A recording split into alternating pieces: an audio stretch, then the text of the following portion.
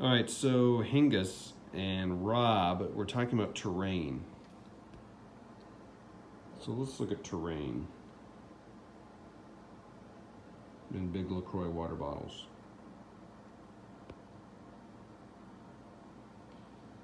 So this is a command decision board.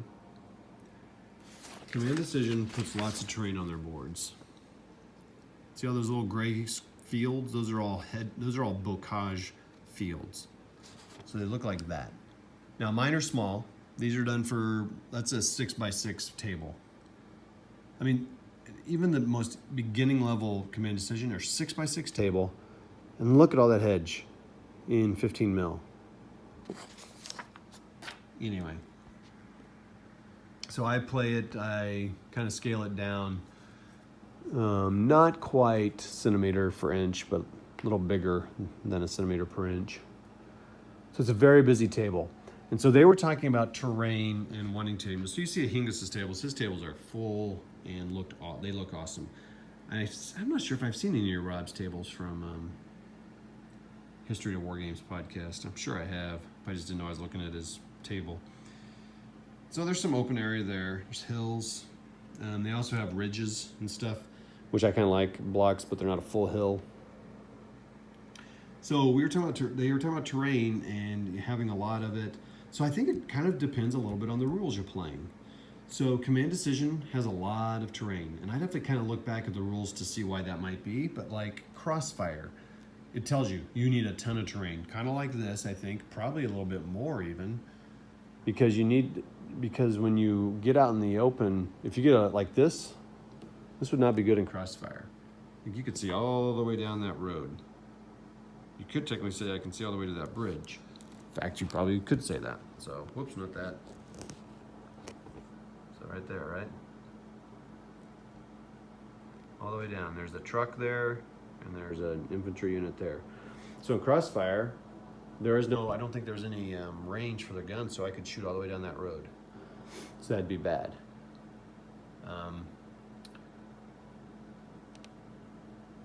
But in Battle Group, which I've not played, I think I've played like maybe one game of that solo. In Battle Group, you can kind of have open because you do spotting. And so you can have more open ground and their spotting distances and stuff, which is kind of, so that way you don't have to have it all on the table. You can there are some ridges and undulations. Whereas, if you do this, it has ridges. They make you put the undulations and stuff in there in command decision. In Blitzkrieg Commander, I see a lot of tables that are very open. And I think part of that reason is because of the command value that you have to roll. So there are times when you will fail your command. Now, and also hits come off at the end of every turn. Now, I don't play that way. So I want more terrain on my table. But if you think about it, so like I was demonstrating for somebody on the video earlier, about shooting. Well, this guy shot on that infantry unit in the open. Well, they hit on 4s, so you're going to hit them 50% of the time, right? Well, so you're like, well, I don't want a lot of open ground. Well, here's the thing. I roll 5 dice, and I hit on 4s. Well, let's say you get 50%, so 50% round up or down, you get 2 to 3 hits. Well, at the end of a turn, those all come off. So really being in the open is not that bad. And now that I think about it, that's why some of the Blitzkrieg Commander boards I see are pretty open, because that does happen. And again, remember, you're doing platoon, so a platoon is 30 guys, so they're kind of spread out. And I'm thinking about going to the rallying method for hits. I really am. I love making these boards like this. It just takes a while. And sometimes I want to get a game down faster, right? But this is cool looking. I like it. There's some things about it I would change, but that's my thoughts on that terrain discussion. I think it probably depends a little bit on the rules you're playing, the kind of terrain you're going to have. But even if you don't have much terrain, you can still have good terrain, right? Like you can make the forest, like I can make these forests look better, right? I can make this ground look maybe more like this, right? Kind of glue it up and put some flock. I could put some sticks in there, make it look a little better than that way. Maybe flock the edges here a little bit. Sorry, it's blurry. So you don't see these bump ups. So that's why I add this here. You know, this isn't terrain. This isn't terrain. So like I learned from Jerry to do this sort of thing. And that's why there's some stuck in here. You just, you know, scatter terrain. This doesn't mean anything, but it does kind of add and break up the table. The hills are decent. They're fine. A little flat, plateauish looking. I don't think I have any of my better hills out here. This is a little better, a little rounded off, but I made some rounded ones. Oh man, I was considering ordering some hills. Now they talked about putting your hills underneath. I love that look. With 6 mil in some of my buildings, I don't know if it holds it as well. Like the buildings get all tilty and stuff. I can glue them down. Mark Luther does that. His tables are incredible. You know, you can make your roads better, connect up. You could put some flock around the rivers. There's things I could do to make this look better.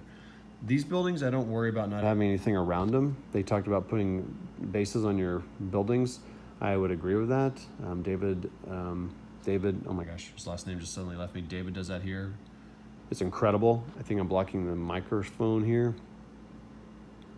But for like a house like this, maybe you do put it on a base. So I should probably do that. Spend some time putting those on bases, like a little fence around it and some yard. Maybe a horse stable here for these. So for my homes, do that. For the city buildings, you don't need to do that because they can like butt up against each other like that.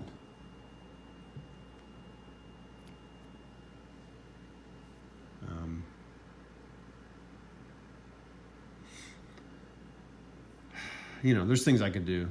Put cobblestone down instead of this dirt road. Make my bridges really work instead of being hanging on like that. I think my trees are fine.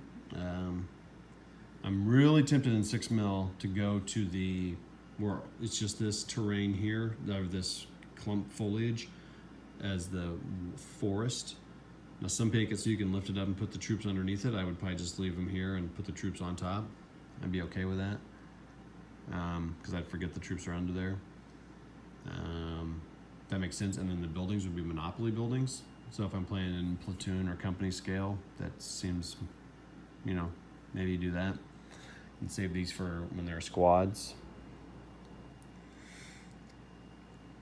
So there's some things you could do to make it look better. This is the first time I've used these blue fabric as rivers. I think they look all right. Again, need to do something with the edges maybe. A little brown maybe on the edge. A little glue.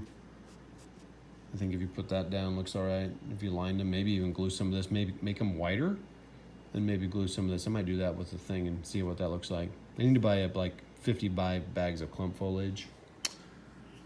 Anyway, so there's some things I could do to the table with less terrain to make it look better. Like this could be this mat's not great. It's a little too bright green. I have a camouflage thing which looks okay too, but then it looks camouflagey. I've considered getting the cigar box, but I'm not sure how that would look. Like, especially on this, it's like, well, you don't even see it. So I don't know. There's things I could do to make this game look better. All right, that's that. That's my terrain talk. All right, we'll talk to you guys later. See ya.